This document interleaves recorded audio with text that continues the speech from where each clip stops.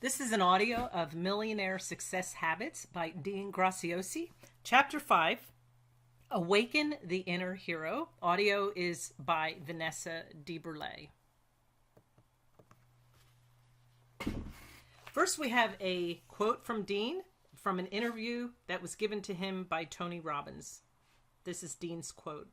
"There's no way in hell you're going to have a lasting success on a large scale without confidence.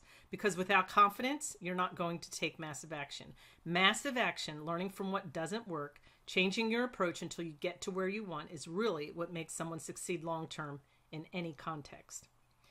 What is a hero? Definition. A noun, a person who is admired or idealized for courage, outstanding achievements, or noble qualities. Inner. Definition.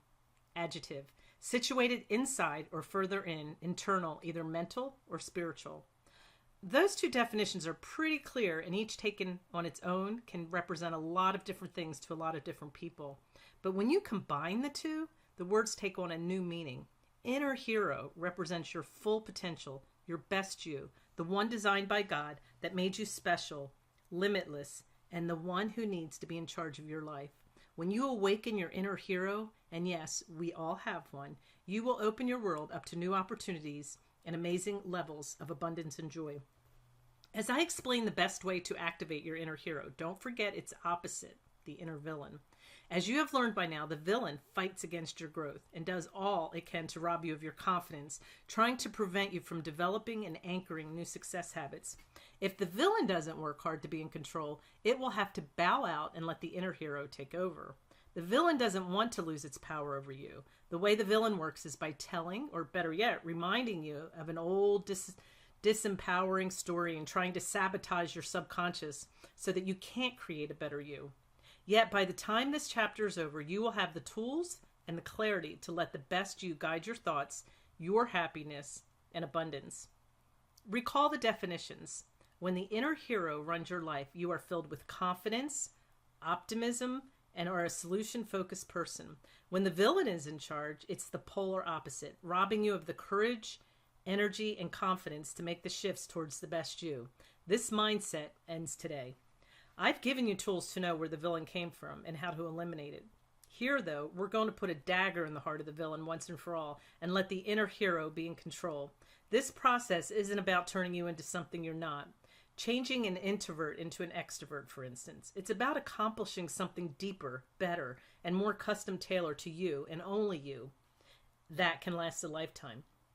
Once the villain doesn't run your life, but your confident inner hero does, your possibilities are limitless, and then you will know what it's like to tap into your best you. Remember, I'm not offering you a magic pill for success. You're not going to read these words and instantaneously achieve wealth and abundance. Instead, as I've been emphasizing throughout this book, you'll learn how to make tiny shifts that can be implemented quickly and feel and see dramatic positive effects in a short period of time. Working together, we can accomplish this. Yet, you are worth it. So keep reading, push forward, and stick with it. We've come this far, so don't stop now. As we continue on this journey, and I continue to share new habits, thought processes, and exercises, keep your eye on your why. It's easy to put exercises and behavioral tweaks off until another time. You have done that before, and typically it hasn't worked out. This isn't just about inspiring you and telling good stories. Plenty of other books do that. Instead, it's about small actions that can add up to massive positive effects. No more roller coasters. It's time to move forward in a straight, sure line. So to set the stage for this section, let's just say it like this. Your state of mind and your level of confidence are critical factors in order for you to become a high achiever. Think about a time you were in a bad mood and then something good happened and it triggered a great feeling. Maybe you learned there was extra money in your bank account. Your spouse did something special for you, or you got a promotion at work. Can you think of a moment or moments where you went from feeling down to feeling up in an instant? Of course you can. And that demonstrates that you possess the ability to change your state of mind and your confidence in an instant. You just need tools to be in control of this ability rather than to be at the mercy of outside factors. Face it, have you done anything amazing in your life when your confidence was in the toilet? No. With this state of mind, problems compound, opportunities are missed, and regrets are formed. On the other hand, When you had a day or a moment of high energy, confidence, or were in a great positive mood, I bet you can think of incredible things you were able to accomplish, even if only for a brief time. Yes, it's a great feeling when you are on an emotional high like that, to feel that burst and change of mood. But if the high soon goes away and is followed by a low, then your life is filled with peaks and valleys that are dictated by the outside world. Let's face it, this up and down emotional ride won't lead to the wealth, joy, happiness, love, or fulfillment you desire. That's why I'm going to teach you how to change your state of mind and your level of confidence in a moment, no matter what's going on around you. With this ability, you can limit those valleys and eventually prevent them altogether, because you will be in control of your emotions and thoughts rather than allowing circumstance to dictate what they are. I'm going to show you how to tap into a higher level of confidence that lives inside of you, to boost it and have it on call when needed. Most people believe that they either have total confidence or none at all. But low points are not caused by you having zero confidence. They can happen when your confidence drops by as little as 5%. Even a small hit to your confidence can be deadly to your aspirations, your goals, and dreams. So be prepared to learn how to keep your confidence at 100%, or at least ready to access its full potential instantly. This level of confidence simply does not leave any space for the villain to exist. Your inner confidence is the hero inside of you waiting to shine. I've seen my students fumble with tactical skills and wonder why they were stalled, or worse yet, overthinking what to do to the point of paralysis. Why couldn't they build a momentum and stay on a course that would free them to be who they aspired to be? Almost every student who didn't give up in the first few months of transitioning learned that the problem was a lack of confidence. Once they went through this process, though, they obtained the ability to create confidence at levels they never thought were possible. And once they did, there was no stopping them. Before we discuss how to tap into this resource and give you the ability to change your state of mind and raise your confidence when you need it, I want to give you the chance to visualize this internal power shift and the huge difference it can make in your life. Profiles in courage, 2 heroes. Carol Stinson let the villain ruin her life, in no small part because she had grown up extremely poor in Philadelphia. Then she eventually moved to a not-so-pleasant area in New Jersey. She summarized her philosophy this way: the poor stay poor, the rich get richer. They have advantages no one else does. But it wasn't just her upbringing that allowed the villain to dominate her thoughts and her life. As an adult, she encountered one hardship after the other. Her husband lost his job during one of the toughest economic periods in American history, instilling even more negativity and supporting the villain's cause. She was raising 5 children of her own, plus 2 grandchildren. The youngest was a special needs child. Some days, all they could afford to eat was peanut butter, and their electricity was turned off because of non-payment of bills. She told me she would wake up and immediately feel fear and panic, because in New Jersey, if your electric is shut off, Child Protection Services could take your children. So you probably understand why Carol told me the following. When you're from the wrong side of the tracks, this is what you believe is the lot in life you were dealt. You're supposed to live in poverty. You're supposed to live in scarcity. You have envy and disdain for those with money because you feel somehow if they're making money, they must be robbing it from us. And of course, it was really easy to assign blame. It's the economy, the president, rich people, smart people, and 100 other scapegoats that encourage self-doubt and feelings of hopelessness. This happens when you resort to thinking, this is what we have. We create change when we desire to have more, and this desire is powerful and deep, but we can also create change when we hit rock bottom. Let's hope the second option is never the reason you have to make a shift and you decide you want more. Carol, for instance, was running out of time, money, and excuses. With her residence in foreclosure, no money, and pantry empty, she did something completely out of the ordinary for her. She bought one of my books with her last few dollars. She went against her family, her husband, and even her own inner voice to do so. And yes, I gave her strategies to make money. I gave her business ideas. But Carol told me that as she read, she kept saying to herself, this can't be true. This isn't what I've believed for so long. But it started to make sense to her, and she realized that the negative stories she was telling herself were lies.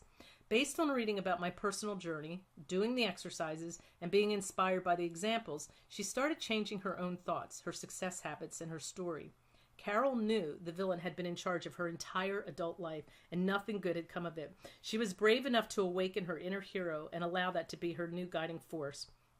She realized that she didn't need a college degree, that she didn't have to come from the right side of the tracks. She didn't need money to go into business. She also realized how blessed she was to be raising 7 children, have a great husband, and the opportunities in front of her. She saw that if she changed her habits, told herself new stories, and let the hero be in charge, everything could change, and boy did it.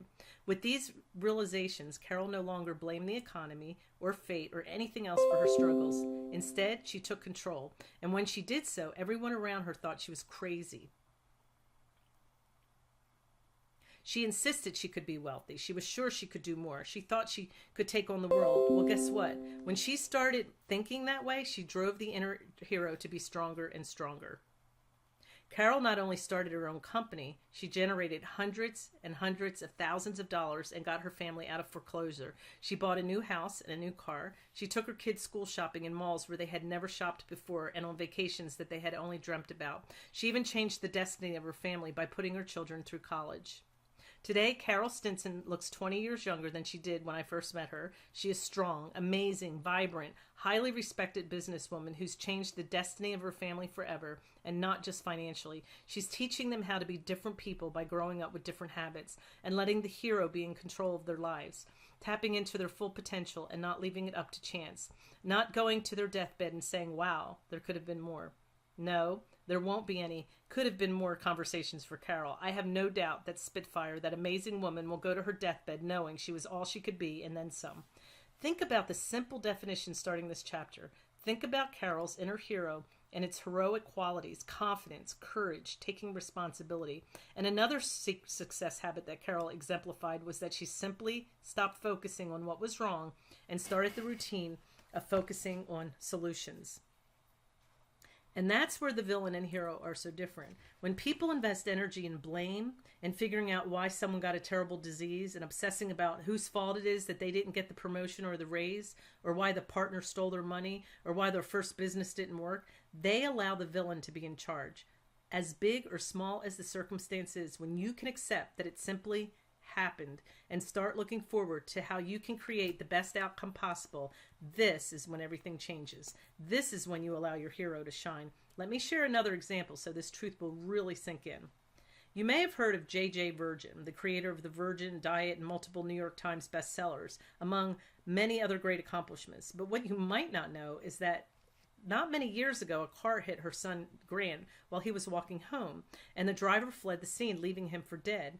In fact, Grant was still alive, but barely. He had 13 broken bones, and that wasn't the worst of it because of the serious head trauma and likelihood of irreversible brain damage. The doctors didn't think he would survive, but added that if he lived, he would probably not be able to walk, talk, or communicate coherently. As of this writing, PBS is currently doing a documentary on JJ and Grant and the journey they went through together after his tragic event. They asked to interview me for the documentary, and of course I said yes. I was unsure of what they wanted from me, but was honored and delighted at the chance to support JJ and Grant or add value where I could. One of the questions they posed was, what did I think was the best way to get through a traumatic experience such as the one that had befallen JJ and her son? What instantly came to mind and excited my mouth before I could even filter it was, focus on the best outcome and try not to waste energy on why it happened and who is to blame. Now that may seem naive given the circumstances and the tragedy in this case, but is it? I went on to explain my thoughts, but as I did, I realized that JJ acted in a way that focused on the best outcome. She, of course, went through the emotions we all would as a parent getting that call, but as quickly as she could, she got obsessed with Grant, not only surviving, but having the chance to live a normal life. She refused to accept what the doctors told her and Grant. When the doctors were not in alignment with her ideal outcome, she loaded Grant into a helicopter and against just about everyone's advice, took him to another hospital more aligned with that outcome and better able to deal with Grant's situation. She did what she had to, made cold calls, knocked on doors, was forceful when necessary, and got the best possible people to help Grant. JJ found a vision, focused on solutions, and let the hero take over, and nothing got in her way. When I was talking to the documentary interviewer about all of this, she stopped me when I was almost done and said, so the way you were answering, I'm guessing that you don't know that JJ didn't seek legal action against the hit-and-run driver. In fact, she never even spoke about her. I'd had no idea, but I wasn't shocked. It would have been so easy to place blame and expend energy on revenge. Others might have tried to get the driver prosecuted in the criminal courts, and if that didn't work, sue her for everything she had. JJ could have hated her, and rightfully so, given what happened to her little boy. Instead, she realized that revenge would do Grant no good, and that we only have a certain amount of energy to put forth in the world. She knew what direction her energy needed to go, and focused on the solution with laser intensity. She let the inner hero be in control rather than the villain. Your inner hero can't stop things from going wrong. It can't prevent tragedies. But if you let it energize, it can turn even the worst possible trauma you've gone through into a building block for a better life. It can help you generate energy from whatever challenge you face and use it to achieve the life you deserve. This isn't about being glad if something goes wrong so you can learn from it. We don't want bad things in our lives, but the fact is they happen. So if they are going to happen, who do you want in charge? I think you're getting it. The hero focuses on solutions. And I'm happy to tell you that Grant didn't just live, but has thrived. Because of his fighting spirit and his mom's focus on the best possible outcome, Grant is working every day towards a bigger, better life for himself. JJ's new book, The Miracle Mindset, will be out at about the same time as this one. And it's about the journey she and Grant have been on and the lessons we can all learn from their experience. So now that you have a better idea of what the inner hero looks like, we need to examine how you can develop the confidence to put that hero in control. The 4 C's of confidence. Let's take a look back to a time in your life when you lacked confidence and it cost you dearly. Have you ever wanted to ask a girl out on a date or talk to a guy you saw at a coffee shop and you let that person walk away without saying a word? Have you ever had an opportunity to tackle a tough project at work or the desire to start your own business but just couldn't move past the thought to the action? Or make it even simpler, have you refused to walk into the gym because you thought you were too out of shape to be there? I've seen a lack of confidence destroy many people, and it usually happens when their confidence is just that 5% off that I noted previously. So when has a lack of confidence hurt you in the past? And how do you think your life could be different today had you been able to summon 100% confidence on the spot and do what you wanted to do? A great man and dear friend by the name of Richard Rossi runs a remarkable company in Washington, D.C., creating empowering live events tailored to high-achieving high school students. They receive life-changing knowledge by attending. When I was talking to Richard about his events, I said, "You've been blessed to see so many successful high school kids come through your program. If you could identify one common trait they all have, what would it be?" He said, "I don't even have to think about it. It's one word, confidence." He added, "It's not the smartest kids or the ones with the straight A's that become the superstars. It's the ones that have an incredible amount of confidence that go on to do amazing things in their lives." Richard's words don't come from theory, but real life data, derived from experience and results. He's seen thousands of the most successful young adults in the country pass through his doors, and the word he used for success was simply confidence. But here's the million-dollar question. How do we make sure that confidence is always there for us when we need it? Think back to a time when your confidence surged because of something amazing that happened. Maybe you did something in your job or at home or in the gym that had you look in the mirror and subconsciously pound your chest and say, "Yeah, I did that." In that moment, you got a glimpse of what the power of an instant surge of confidence can do to your state of mind. As you know by now, I didn't have much confidence as a child. I was the smallest kid in my class. I couldn't read very well. I couldn't sit still, and I got made fun of a lot. So as I got older, I had to learn to manufacture my own self-confidence. Through trial and error, as well as with the assistance of some amazing people, I've learned how to build this bulletproof confidence from the ground up. You can do the same. But first you have to understand the myth of confidence. Could some people have been born with it? Maybe in rare cases, but it's unlikely. In most cases, confidence is something that has to be learned. You're probably fooling yourself if you think of yourself as the confident type or the not confident type. Both are part of the myth. No matter what level of confidence you have, let me assure you, there is more waiting to be assessed. Let's start building your confidence to the next level by using a great lesson that I was taught by a mentor of mine, Dan Sullivan, owner of Strategic Coach. This is a 4-step process that helps you discover what real confidence looks like and the ingredients needed to get there. The first step, or I guess I should say the first C in these steps, is courage. All confidence, all change, and all new things start with courage. When somebody bungee jumps for the first time, it's not confidence that gets them to jump off the ledge. It's courage. Let's take a deeper look at this quality since it will help us understand how confidence emerges from it. Courage is walking through a door and not knowing what is on the other side. Courage makes you get off the bench, raise your hand, and get in the game rather than judging or envying from the sidelines. Maybe you don't realize it yet, but you have already built the courage muscles in your life. Do you have children? You have to be extremely courageous to bring children into the world and take care of them.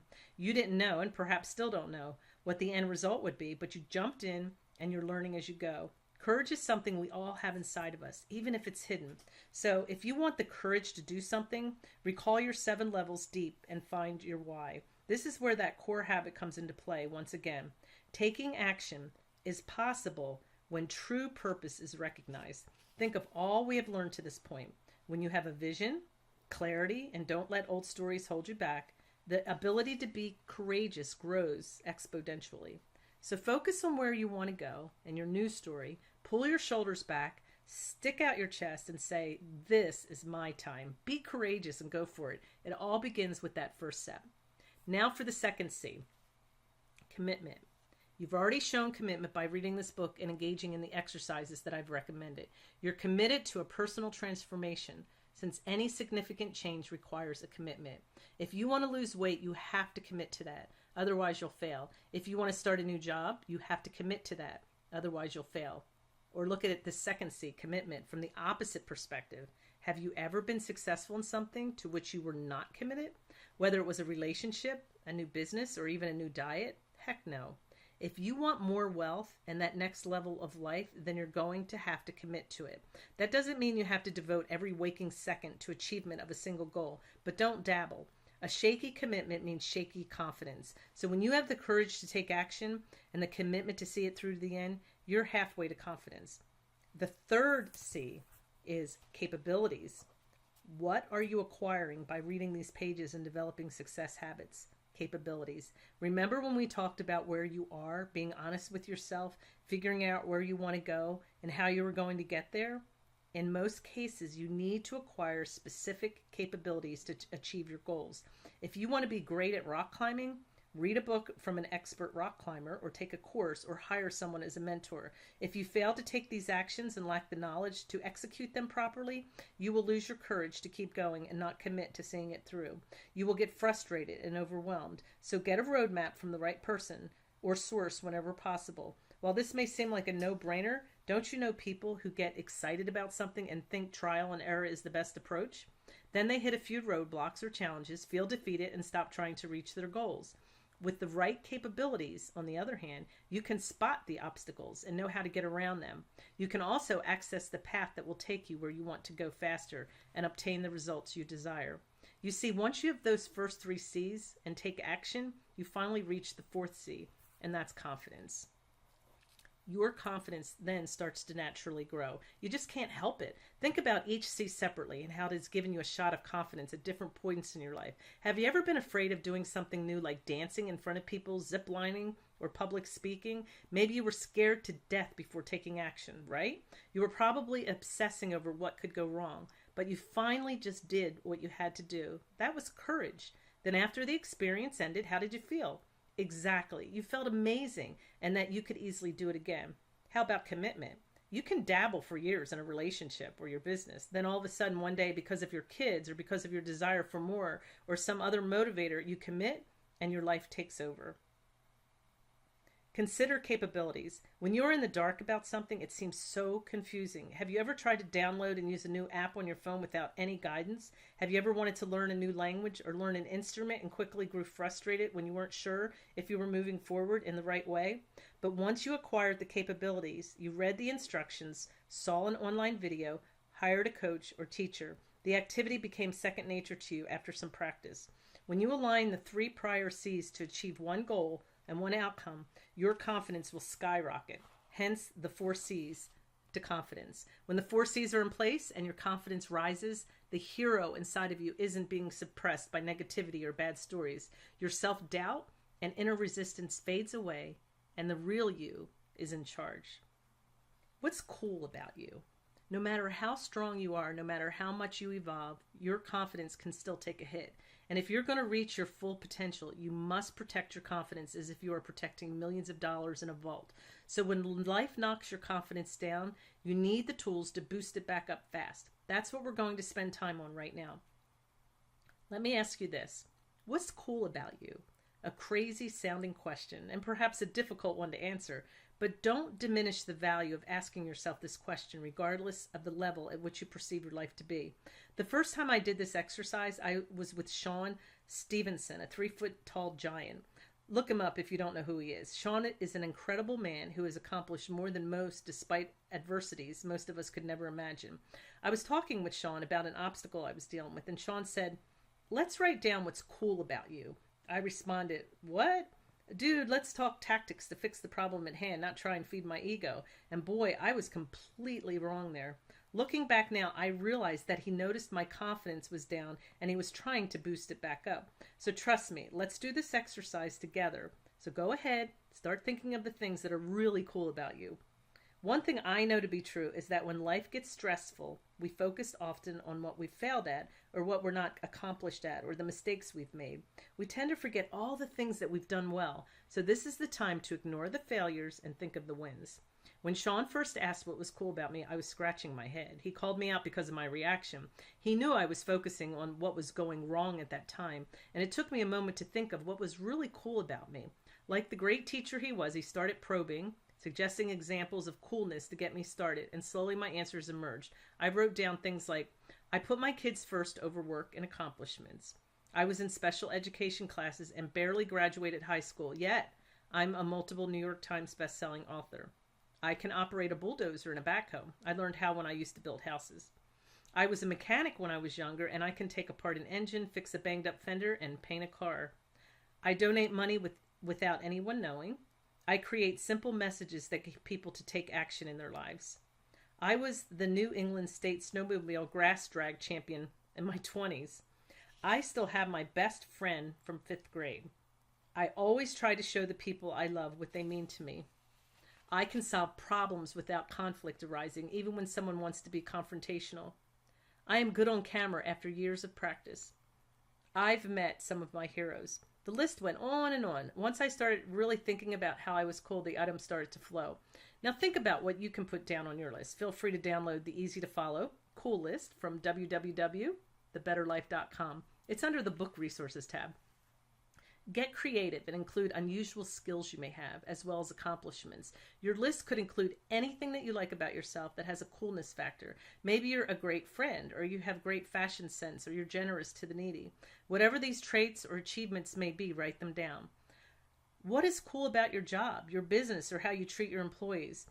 What about the daughter or son you are to your parents, the parents you work so hard to be for your kids, or the partner you are in a relationship? Even though I don't know what's cool about you, I do know that with a little thought, you will find plenty of items to list. And after you write them down, take a moment, be silent, and read what you wrote, and let the list sink in. When I did this exercise, I remember thinking, wow, there are a lot of cool things about me. I have a lot of unique abilities, and I've accomplished some ambitious goals. After completing the exercise with Sean, I remember my confidence grew immediately just by acknowledging my successes rather than my failures. Just as I shared all the little pieces that created the villain within, now I am sharing the pieces that will replace that villain's voice and put the inner hero in control. When Sean first said do a what's cool about me exercise, I was like, waste of time. Doing it felt odd. I was wrong though, and if you experience the same negative thoughts for even a second, you're wrong too. Take the time and reflect. You are not only cool, you've already achieved so much more than you give yourself credit for. I want to tell you a tale of two pictures. This next exercise may seem like a little work, but with effort comes results. And it's an exercise that will help you trigger an instant confidence boost anytime you need it. Start by finding an unflattering picture of yourself. It can be a digital image or your smartphone or an old photo that you stored in a shoebox. It could be from a time in your life when you were overweight, just pulled in an old nighter, were broke, lost a job, or you just looked like crap on the day the photo was taken. This picture is going to represent the version of you that is letting the villain control your life. If it's a digital image, print it and also save it to your computer. Then I want you to create a list of the negative traits you associate with this version of yourself. For instance, I was fat, I was messing up at work, I just had my heart broken, I was really mad at my sister, I was focusing on all the things wrong in my life, I blamed others for all my problems, and so on. You see, these are the traits that have fueled your inner villain. allowed it to be in control, and absolutely demolished your confidence. Imagine how the person in that picture is letting the villain ruin his or her life and steal confidence. The villain is constantly saying, we're not going to be able to pay the rent. Our career is not progressing. We're not financially successful. We'll never be rich. Why should we even get out of bed in the morning? That's the definition of someone living with a scarcity mindset and limited confidence. Now, attach negative emotions to that unflattering picture of yourself. Were you angry, sad, depressed, embarrassed, ashamed, insecure, and so on? Then I want you to name that person. Maybe you name that person the nickname you hated as a kid, or maybe one that you would never like. But whatever it is, make it an unflattering name. Next, take it one step further and create a complete avatar of that negative version of yourself. What are the limiting beliefs and habits of this version of you? What do you stand for in this form? What do you accept as a given in your life? Who wants to be around this person? Even if you've evolved since then, focus on the version of you that you observe in the photo, the outdated version of what you are. Describe that person in the picture, the one not reaching his or her full potential. We are halfway done with this exercise. To complete it, find a picture of the happy you, the joyous you, the best you. It could be from a time where you felt great and you looked your best. It could be from a time when you were the shining hero or the top earner or just completely alive. Now describe in writing what attributes the hero version of you has. Is that person vibrant, powerful, energetic, wealthy, financially secure, a business owner, in control of his or her money, alive, passionate, enthusiastic, and strong? Does that person exercise regularly, eat right, and have an incredible relationship with his or her children? Does this version of you make a lot of money? Is he or she financially independent? Do others respect this person? Then I want you to name your heroic persona. Maybe you borrow a term from the digital world and call yourself John 4.0 or Mary 5.0. Next, another avatar, only this time the hero version. What are your new limitless beliefs and newly adapted millionaire habits? What does this version of you stand for? What do you accept in your life now? What will you absolutely not accept? Who wants to be around this heroic avatar? This version of you is officially the new version of you. Just explain you, living at your full potential, no boundaries, no judgment, totally in control. Who is the real you when the hero is in charge? Realize this truth. The two versions of you aren't separate people. Each of us has the good wolf and the bad wolf living inside, the old you and the new you. The villain is in control versus the hero in charge. I bring up the wolf analogy for a reason. This is your chance to decide which one you feed, since that's the one who will take ownership of your life. Next, put your two pictures side by side, along with the text descriptions of both underneath them. Use your phone to photograph these images so you have access to them anytime you want or need to see them. Memorize these two avatars, both visually and what they stand for. Don't just rely on the digital image. Place the two photos or print out the one on your phone, on your refrigerator, in your drawer at work, or in your computer as your screensaver. Keep these images handy because you're going to use them as your trigger whenever you need to require strength and whenever you need to summon your confidence. In order for this to work, feel your avatar. You must become the new heroic version of yourself. Whenever something is going wrong and you find yourself getting into a negative state and you're allowing that villain to creep in, look at these two pictures and say, do I want to be that old version of myself that lets life control me? Or do I want to be the new version, the new hero version of me? Can you start to feel who the inner hero is? The inner hero is the you that God meant you to be. You're crossing limitless boundaries and utilizing all the gifts you have to reach another level. The inner hero is simply you at full potential with nothing being suppressed anymore. Power phrase. Now here's another habit to change your state of mind and build your confidence instantly. Tony Robbins taught this exercise to me and many other great lessons over 15 years ago, and it's transformed my life. I have adopted my own version of this specific practice since then, but it was a lifesaver when I learned it. Over a decade ago, I had everything go sideways at once, or so it seemed. I had an accountant steal a lot of money from me that literally compromised my ability to stay in business. My grandmother, who raised me for much of my childhood and was my favorite person in the whole world, was in a hospice dying. My biggest stream of income at the time stopped overnight, and this is just the short list. I was telling myself horrible things and digging up old limiting beliefs. I started thinking, maybe I'm not smart enough to run a business at this level. Maybe I got lucky and my time is up. I was telling myself all these negative things, and it was destroying my confidence and feeding my inner villain. But I changed my state of mind, and I changed it completely. And the one thing that sparked that change was Tony's incantation and what I term my personal power phrase. I started saying to myself, if I can get through this, I can get through anything. If I can get through this, I can get through anything. If I can get through this, I can get through anything. I said it repeatedly. I said it out loud as I walked around the house or around the office. I said it walking to the gym in the morning and when I was on the treadmill. I said it louder and louder and with more conviction until my soul felt it.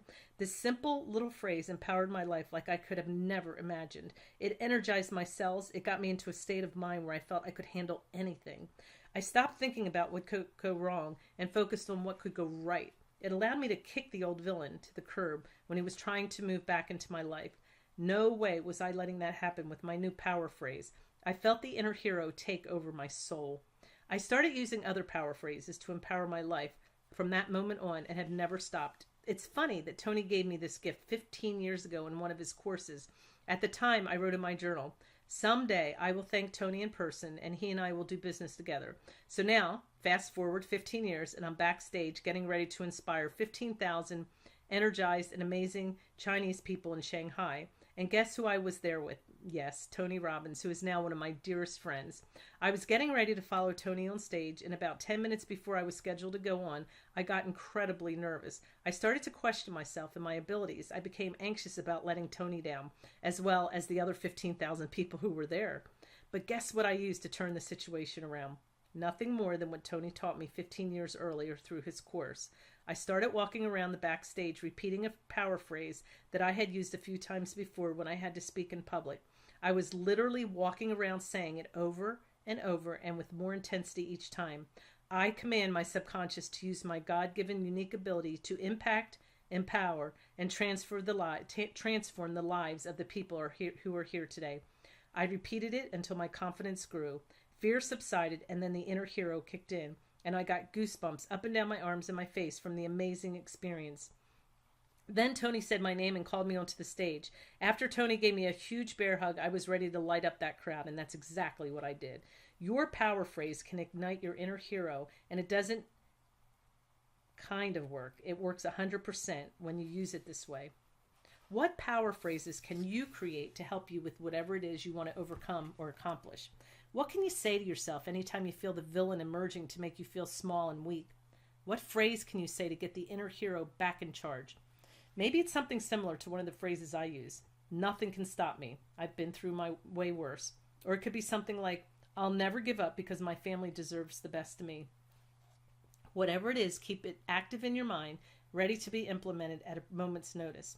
Write your power phrases in a handy, accessible place right now. What could be your phrases as you're walking into an important meeting and you're a little nervous and need confidence and strength boost? How about before speaking with a spouse about something critical in your relationship or when talking with your kids about a difficult subject? Is there a phrase you can use before talking to employees or your employer about a tense topic? Once you find the power phrases that fit you, pick one and say it out loud over and over again in a private setting, walking in the woods or around the house by yourself, when driving your car alone. Don't say it, but feel it. Feel each word. Do it until you feel the energy in your body change, your state of mind shift, and the hero take control. This is you living at your full potential. No boundaries, no judgment, totally in control. Don't be embarrassed. No one is watching. Your state of mind and your confidence are vitally important to your next level of success, wealth, and joy. I've never met anyone who has had limited confidence and still had massive success. On the contrary, all the billionaires, millionaires, happy and successful people I've met not only have a vision of where they are going and an empowering story, but they also had the ability to manufacture confidence and change their state of mind on demand. That means they are letting their inner hero run their lives rather than the scared, dream-stealing villains. Now you too possess the tools to create confidence when it's needed most. This chapter was designed to put the final dagger in the villain's heart and allow the best of you, your inner hero, to be in control. You now have the tools and knowledge to do that. Remember, this transformation doesn't happen by practicing once or twice, just like 1 or 2 killer workouts at the gym won't get you the body of an Adonis. The more you practice, the more these shifts in your life will become your new habits and routines. You will see that you can handle life in a totally different way and success will flow to the hero that's you. To help make that happen, let's drill down to the one thing that could help you create the wealth, abundance, and self-reliance on the next level to which you aspire. Confidence. Check the link out below. You get a free book from Dean Graziosi. He's got a link where you can request a free book. I'll see you in the next video.